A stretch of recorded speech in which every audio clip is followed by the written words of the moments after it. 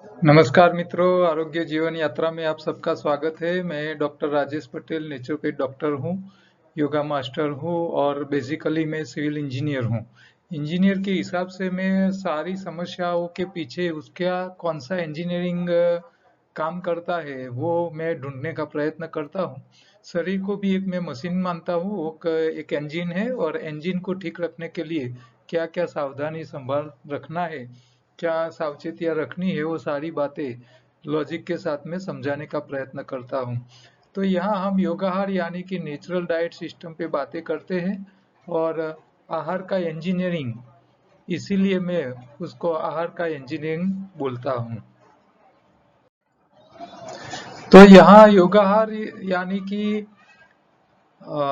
शरीर में सफाई, शरीर का खुराक और शरीर को सावधानी क्या रखनी है, वही बातें हमको समझनी है और कुछ एक्स्ट्रा नहीं है। तो शरीर में कहाँ सफाई रखनी है, कौन सा खुराक देना है, ये सारी बातें का ये पूरा चार्ट है। ये योगाहार आहार का इंजीनियरिंग का पूरा चार्ट है।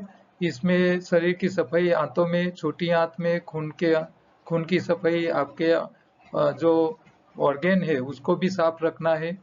शरीर को सही खुराक क्या चाहिए, तो अल्कलाइन खुराक ज्यादा चाहिए। शरीर को शक्ति वाला भी चाहिए, न्यूट्रिशन वाला भी चाहिए, रिपेयरिंग वाला, और शरीर को कामदार भी चाहिए। तो जो लोग बीमार है उसको डेयरी प्रोडक्ट नहीं खानी चाहिए, क्योंकि वो कफ पित्त वायु बढ़ाने का काम करता है। आप जो भी खाए उसको चबा चबा के खाए। पकाया खुराक एसिडिक है, इसीलिए हमारे शरीर में बीमारी लाता है। तो तीनों टाइम पकाया खाना नहीं चाहिए, एक ही बार पकाया खाना चाहिए। आप जो स्वाद खा रहे हो खुराक में, वो भी अपना काम करते हैं। खट्टा खाओगे तो शरीर सफाई करेगा, मीठी चीज खाओगे तो ताकत देगा, तीखी खाओगे तो सलाइवा करेगा, मीठी चीज ज्यादा खाओगे तो कफ करेगा, खट्टी चीज ज्यादा खाओगे तो वायु प्रकृति खून में बढ़ाएगा, और तीखी चीज ज्यादा खाओगे तो पित्त बढ़ाएगा। वायरस को मारने के लिए कड़वा से उत्तम कोई स्वाद नहीं है। तो ये सारे स्वाद भी हमारे शरीर के काम के हैं, उसको भी आपको ध्यान में रख के उसका प्रयोग करना चाहिए।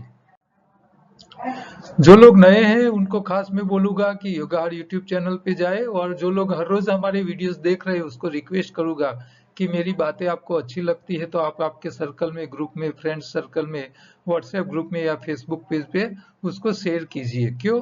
क्योंकि लोगों को इससे काफी समझ मिलेगी, और समझ आने के बाद ही उसका प्रयोग कर पाएंगे। जब तक वो समझ नहीं आएगी तब तक उसका प्रयोग नहीं करेंगे।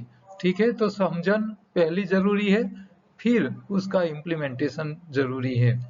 तो खास करके मैं आप सबको रिक्वेस्ट करता हूँ कि योगाहार यूट्यूब चैनल को ही सब्सक्राइब करके रखिए, जैसे आपको हर रोज हमारे नए वीडियो मिलते रहे। एनडीएस योगाहार में आज प्रश्न है, एक भाई लिख रहे, નમસ્કાર સાહેબ, હું શિક્ષક છું, એનડીએસ શરૂ કર્યું છે, પણ મુશ્કેલી એ છે કે હું સવારે 9:30 વાગે નીકળું છું અને 6:30 વાગે ઘરે આવું છું. તો ગ્રીન જ્યુસ સવારે બનાવીને લઈ જઈ શકાય અને 1 વાગે પી શકાય કે નહીં? સ્ટીલની બોટલમાં લઈ જાઉં છું પણ ગરમ થઈ જાય છે, શાળામાં સ્ટેમિના ઘટી જાય છે, તો હું કેવી રીતે એનડીએસ ફોલો કરું?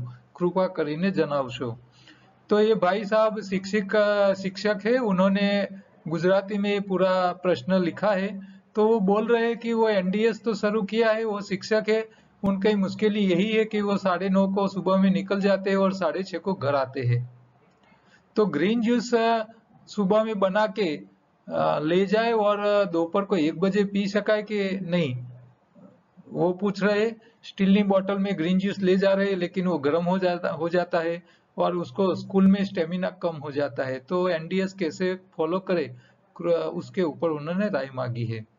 तो यहाँ सिंपल सी बात है, आपको एनडीएस क्या सिखाता है कि आपको 24 घंटे में से 8-10 घंटा खाना है। 8-10 घंटा आप 9:30 को जा रहे हो, 6:30 को वापिस आ रहे हो। तो ऐसे भी हम बोल रहे हैं कि 10 बजे खाना चालू कर रहे हो तो 6 बजे तक खा लीजिए। तो 8 घंटे का टाइम हम दे रहे हैं। तो आप मान लो शिक्षक हो और आपको 1 घंटा ज्यादा भी जा रहा है तो इसमें कोई समस्या नहीं है। तो आप 9:30 को जा रहे हो तो जाने के टाइम ही हरी पत्तियों का रस पी के ही जाइए। हाँ, आपको बना के ले जाना और दोपहर को 1 बजे पीना है वो जरूरी नहीं है। आप 9:30 को जाओ, उस टाइम हरी पत्तियों का रस पी के जाइए।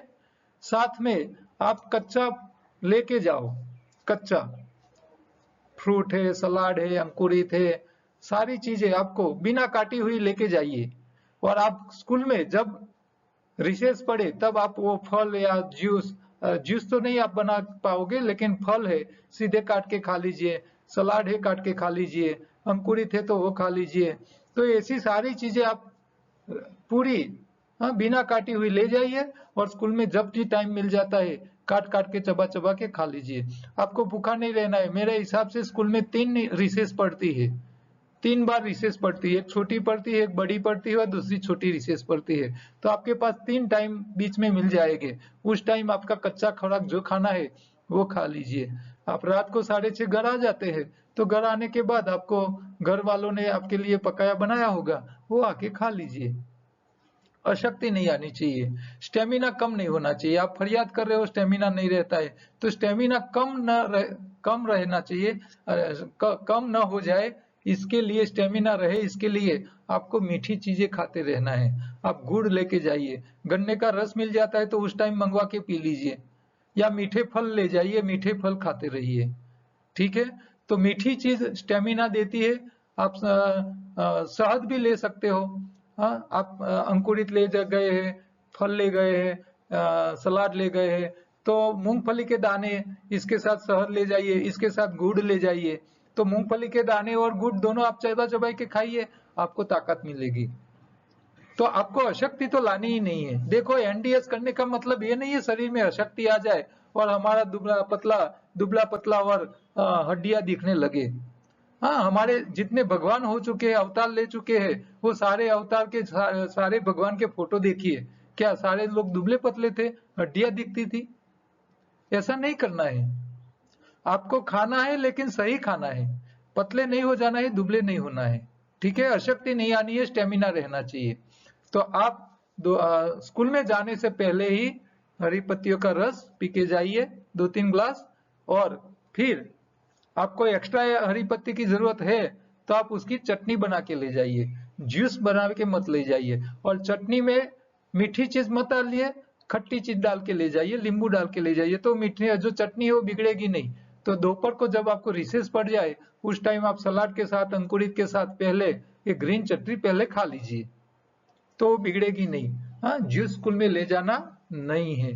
हाँ, आप तो शिक्षक हो, आपको तो हर चीज के पीछे क्या फायदा करेगा क्या नहीं फायदा करेगा, ये तो आपको बच्चों को तो पढ़ाना है, सिखाना है। बच्चों की लाइफ ही इसी के आपके ऊपर है। आप जैसा बच्चों को पढ़ाओगे, जैसा नॉलेज दोगे, उनकी लाइफ ऐसी होगी। तो आपको ये हर बच्चे के माइंड में ये चीज डालनी है, आप जो भी की चीज कर रहे हो, क्यों कर रहे हो, किसके लिए कर रहे हो, कितनी तरह करना है, किस तरह करना है, कब तक करना है, वो सारी बातें हमारे आपको, हमारे हमको, हमारी जात को ही ये सवाल पूछना सीख लेना है। आप एनडीएस कर रहे हो तो सेहत अच्छी रखने के लिए, नहीं कि आपकी शरीर में स्टेमिना चला जाए, आप पतले दुबले दिखो। ऐसा एनडीएस ऐसा सिखाता ही नहीं है। एनडीएस का मतलब है हेल्दी रहना है, नहीं कि वीक बनना है। ठीक है। दूसरा एक भाई साहब है, इश्ताक भाई पठान, भरूच जिले में अंकलेश्वर सिटी में रहते हैं, गुजरात में। वो मुस्लिम है, तो उन्होंने एक प्रश्न पूछा है। नमस्कार साहब, रमजान મહિનામાં મુસ્લિમ બિરાદરો કેવી રીતે એનડીએસ કરે? માર્ગદર્શન આપવા વિનંતી છે। રમજાન મહિનામાં સવારે મરસ કે સવારે 5 વાગ્યા પછી તમે કંઈ પણ ખાઈ પી શકતા નથી। નિર્જરા ઉપવાસ શરૂ થઈ જાય છે। સાંજે 7 વાગ્યા સુધીમાં આ ઉપવાસ કરવાનો હોય છે। ઉપવાસ દરમિયાન એનીમા પણ લઈ શકતા નથી। ઉપવાસના પારણા ખજૂર અને પાણીથી કરવામાં આવે છે। तो ये भी प्रश्न गुजराती में उन्होंने पूछा है। वो इश्ताक भाई हमारे एनडीएस साधक है, और वो अंकलेश्वर में लोगों को गाइड भी करते हैं, मार्गदर्शक सेंटर भी चलाते हैं, रिटायर्ड पीडब्ल्यूडी ऑफिसर है। तो वो उनका अभी रमजान है, तो रमजान में वो कैसे करना है उसके ऊपर उन्होंने राय मांगी है। अब रमजान हो या नवरात्रि हो या फास्टिंग हो, हर धर्म वालों ने उपवास दिए हैं। हम उपवास बोलते हैं, आप रोजा बोलते हो, क्रिश्चियन लोग उसको फास्टिंग बोलते हैं। क्यों दिया है? पहले तो उद्देश्य तय करो। पहले हर धर्म ने जो विधि विधान बताए हैं उसके पीछे का उद्देश्य क्या है वो समझना जरूरी है।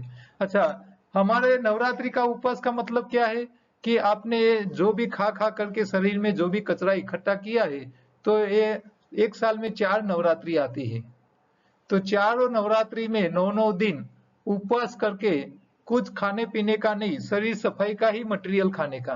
क्या? तो नींबू पानी पे रह सकते हो आप। तो 9 दिन नींबू पानी पे रह के आपके शरीर में जो भी कचरा इकट्ठा हुआ है उसको निकालने का काम, और उपरवास मतलब उपवास मतलब ऊपर वाले के साथ वास करने का। तो आपको नीचे, आपका माइंड नीचे नहीं रखना है, संसार में नहीं रखना है, ऊपर वाले के साथ आपको जोड़ना है, और उस टाइम खाना पीना छोड़ देना है, और आपको आपके आत्मा को जागृत करना है। ये हमारी नवरात्रि का उद्देश्य है। रोजा में भी यही है कि भाई आप रोजा के दिन आप उपवास करो, शरीर की सफाई करो, शरीर में जो भी बीमारी है उसको बाहर निकालो, और शरीर में बीमारी ही नहीं रहेगी तो आप जितने साल जियोगे वो आनंद पूर्वक जियोगे, स्वर्ग का सुख मिलेगा।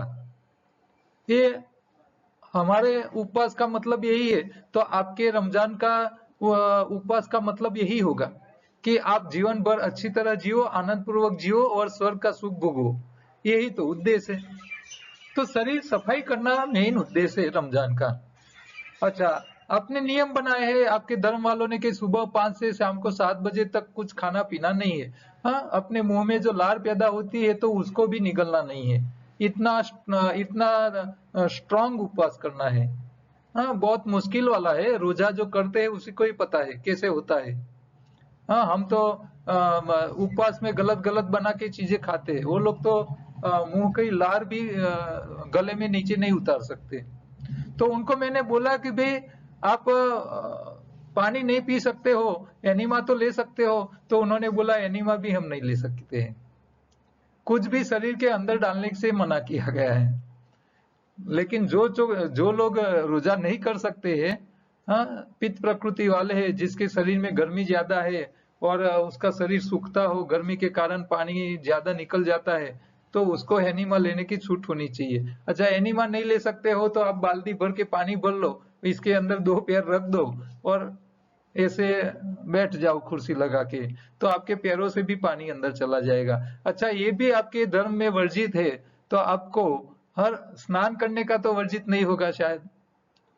5 बजे से शाम के बीच में आप 5-6 बार स्नान कर लीजिए, हर 2 घंटे स्नान कर लीजिए, तो आपको समस्या नहीं आएगी, पानी पीने की जरूरत नहीं पड़ेगी, तो आराम से रोजा हो जाएगा। अच्छा, दूसरा, रोजा खत्म होने के बाद खजूर और पानी से उसको पालना करने के लिए बता रहे हैं। तो खजूर जो है वो आपके धर्म में रोजा के बाद में खजूर और पानी पीने की क्यों बातें बताई?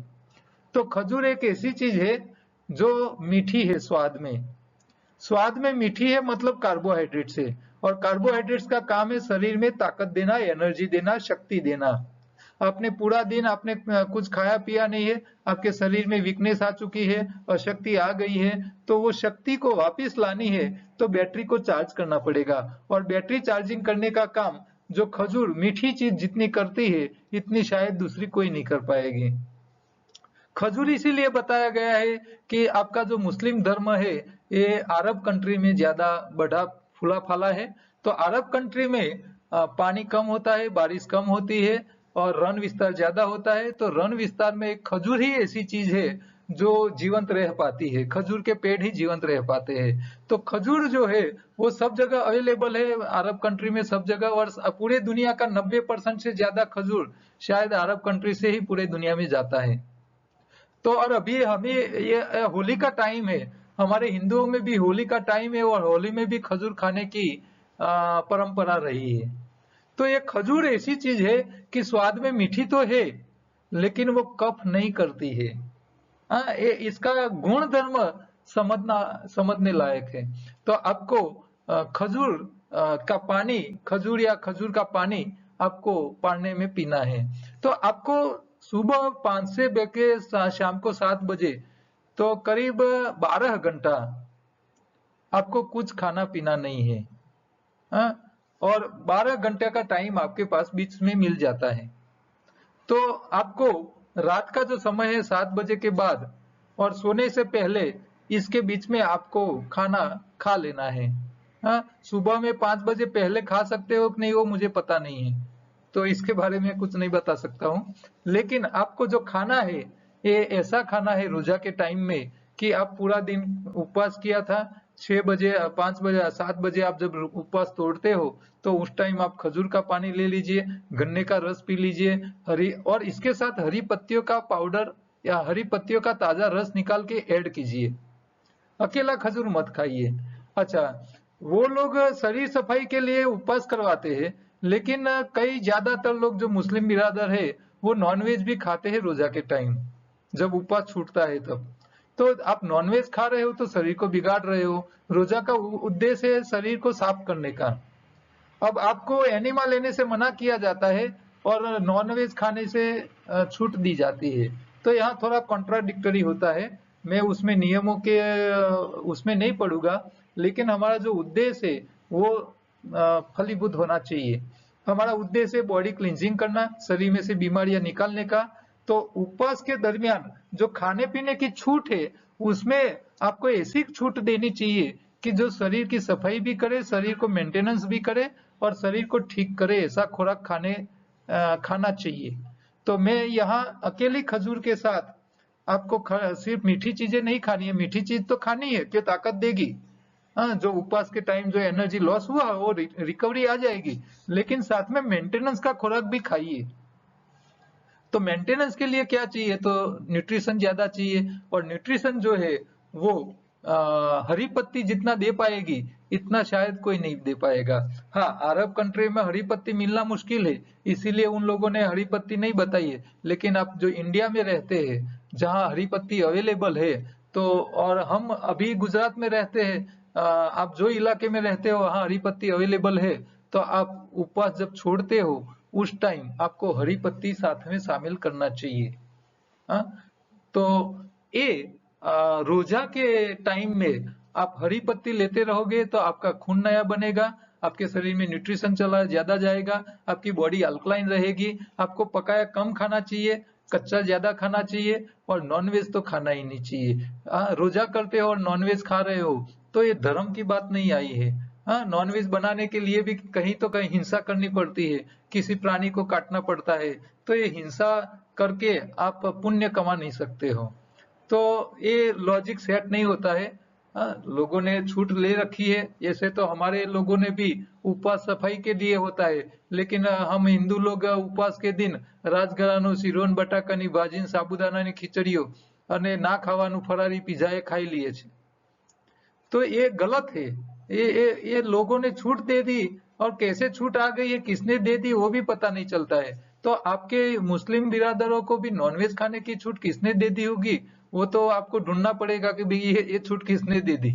ठीक है, लेकिन वो सही नहीं है, लॉजिक के साथ मैच नहीं हो रहा है। हमारा रोजा जो करने का उद्देश्य है उसके साथ मैच होना चाहिए, जो भी एक्टिविटी है उसके साथ मैच होनी चाहिए। हम जो कर्म कर रहे हैं वो कर्म के पीछे पहले उद्देश्य तय होते हैं, और वो उद्देश्य फलीभूत हो जाए इसके हिसाब से उसके साथ कर्म जुड़े जाते हैं। हाँ, तो यहाँ हमारे हिंदुओं में उपवास के दिन आप राजगरा का सिरा खा सकते हो, लेकिन पत्तियों का रस नहीं पी सकते हो। क्यों? क्योंकि वो उपवास की आइटम में नहीं गिनी जाती है। तो कई बहनें यही करती है, उपवास के दिन नहीं खाने चीजें खा लेती है और शरीर की काम की चीजें वो नहीं खा रही है। तो हमारे धर्म में भी ऐसा है, आपके धर्म में भी ऐसी छोटी छोटी कंट्रोवर्सरी है। तो ये सब हमको हमारे मन से हमारा अंतरात्मा से सोच के सारे प्रयोग करने चाहिए। ठीक है, तो आपको रमजान चल रहा है, तो रमजान महीना की आप सब मुस्लिम बिरादरों को मुबारक, और आपको आप अच्छी तरह रोजा कर पाओ, और आपके धर्म के जो संस्कार है, लोगों के साथ अच्छी तरह खुद अच्छा जिए और लोगों को अच्छा जीने की प्रेरणा दे। ये हमारा हर धर्म का उद्देश्य है। तो ये रमजान अच्छी तरह आप करो। हमारी भी अब ये समय आ रहा है, नवरात्रि, चैत्री नवरात्रि आएगी ही, तो इसमें भी लोग उपवास करेंगे। तो ये पहले आपको आपके शरीर को देख के ये सारी बातें तय करनी है। ऐसा जरूरी नहीं है कि भी एनडीएस नहीं कर सकते, रमजान में एनडीएस अच्छी तरह कर सकते हैं। हाँ, पकाया और डेयरी प्रोडक्ट मत खाना, और ताकत वाला रिपेयरिंग वाला खुराक और सफाई वाला खुराक भी थोड़ा खाते रहोगे तो अच्छा रहेगा। तो हमारा एनडीएस तो यही सब सिखाता है। ओके, आज की उपयोगी प्रोडक्ट है सनफ्लावर सीड्स। सनफ्लावर, सन मतलब सूर्य, सूर्यमुखी का बीज। तो सूर्यमुखी, सूर्यमुखी नाम क्यों पड़ा है? वो नाम में ही उनके गुण हैं। तो वो जो सनफ्लावर का जो फ्लावर होता है, फूल होता है, वो पूरा दिन जब सूर्य आकाश में रहता है तब तक उसके सामने ही मुख रख के पूरा दिन रहता है। मान लो सुबह में पूर्व की ओर सूर्योदय हुआ है, तो वो फूल जो है उस पूर्व की ओर मुख रखेगा, सूर्य का प्रकाश सीधा ग्रहण करती है। अच्छा, दोपहर को ऊपर आता है तो ऐसी हो जाता है, और पश्चिम में जब पीछे जाता है तो ऐसे मुंह अपना पश्चिम की ओर घुमा देता है। तो सूरजमुखी जो है वो सेंस वाली वनस्पति है, सेंस वाली। इसमें जितना सेंस है उतना शायद दूसरे पौधों में नहीं है। तो उसके अंदर चेता और जागरूक है, चेता तंत्र काम कर रहा है और बहुत एक्टिव है। तो ये जो सनफ्लावर का सीड है, इसके अंदर जो हेल्थ बेनिफिट है वो बहुत बहुत बहुत अद्भुत है। मैंने सूरजमुखी के बीज में जितने फायदे दिखे हैं, इतने शायद दूसरे कोई खाने लायक बीज में नहीं दिखे हैं। आप गूगल सर्च कर सकते हो, इतने एक्स्ट्रा। हमारे शरीर की एक एक सिस्टम, ऐसी कोई सिस्टम बाकी नहीं छोड़ी है उन्होंने कि जिसमें फायदा न करता हो। सूरजमुखी अद्भुत है, और इसमें सबसे बढ़िया कोई फायदा है ना, तो वह है कैंसर को अटकाने का काम करता है, कैंसर को होने नहीं देता है। इतना अद्भुत चीज इसके बेनिफिट में है। तो ये सूरजमुखी का उपयोग कैसे करना है? तो आपको ये सूरजमुखी का उपयोग में खाने पीने के बाद जितना हम चबा चबा के खाते हैं, जितना खुराक हमको खाना है, उतना मुंह की लार हमारे पेट में जानी चाहिए। लेकिन हम कितना भी धीमे धीमे चबा के खाएंगे, लेकिन जितना खुराक पेट में जाता है उतनी लार नहीं जाती है। तो मैं ये सूरजमुखी को, ये लार पैदा करने वाला मुखवास के तौर पे खाने के लिए मैं लोगों को बताता हूँ कि आपने जूस पी लिया, कच्चा खा लिया, कुछ भी खा लिया, आप सूरजमुखी के 2-3 चम्मच मुंह में रख दो और एक एक दाने को धीरे धीरे चबा चबा चबा चबा चबा चबा चबा के खाइए, जैसे पान मसाला खाते हो। स्वाद में बादाम जैसा है सूरजमुखी, गुण में बादाम से 10 गुना अच्छा है, और भाव में बादाम से सस्ता है। और गुजराती और अहमदाबाद लोगों को तो पता बताने की जरूरत नहीं है। ये अहमदाबादी तो ऐसा बताया जाता है, सस्तु मफत अने उधार। हाँ, એટલે ये उसका मेंटालिटी काम करता है कि जो चीज में बेनिफिट ज्यादा हो, खर्चा कम हो, वो पहले स्वीकार कर लेता है। इसीलिए गुजराती लोग सबसे आगे रहते हैं। हाँ, उसका माइंड ऐसे चलता है कि भाई सस्ता पड़ रहा है, फायदा वाला है और उपयोगी चीज है, उसको पहले पकड़ लो, बाकी को छोड़ दो। तो ये गुजराती माइंड जो है वो इसी में चलता है। तो गुजराती लोग बादाम कम खाएंगे, सूरजमुखी ज्यादा खाएंगे। क्यों? क्योंकि बादाम से कम पैसे में बादाम से ज्यादा लाभ मिल रहा है। ठीक है, तो सूरजमुखी के बीज आपको मुखवास में खाने हैं। जब भी कुछ खा पी लिया, आप 1-2 चम्मच मुंह में रखो, धीरे धीरे चबा चबा चबा चबा चबा के खाइए, लार के साथ उतारिए, तो लार भी चली जाएगी। साथ में आपके शरीर के बेनिफिट, कैसे बेनिफिट? हाँ, कार्डियोवास्कुलर हेल्थ। हाँ, आपके हृदय के अंदर जो भी ब्लॉकेज है, आप कच्चे सूरजमुखी के बीज चबा चबा के खाओगे तो ब्लॉकेज कम करेगा। लेकिन उसको आपने रोस्ट कर लिया, सेक लिया, गरम करके खाया तो ब्लॉकेज बढ़ाएगा। हाँ, चेता तंत्र से लेके हमारी हड्डियों और ऐसी कोई चीज बाकी नहीं रहती है जिसमें सूरजमुखी फायदा न करती हो। तो अद्भुत चीज है। मुखवास में आप जब भी कुछ खाइए, धीरे धीरे उसको मुखवास की ओर, मुखवास की तरह धीरे धीरे चबा चबा के खाइए, तो एक्स्ट्रा लार भी पेट में चली जाएगी और अच्छी चीज भी जाएगी। तो आप मुखवास में गुटखा मावा खाते हो, इसकी जगह सूरजमुखी खाना रखो।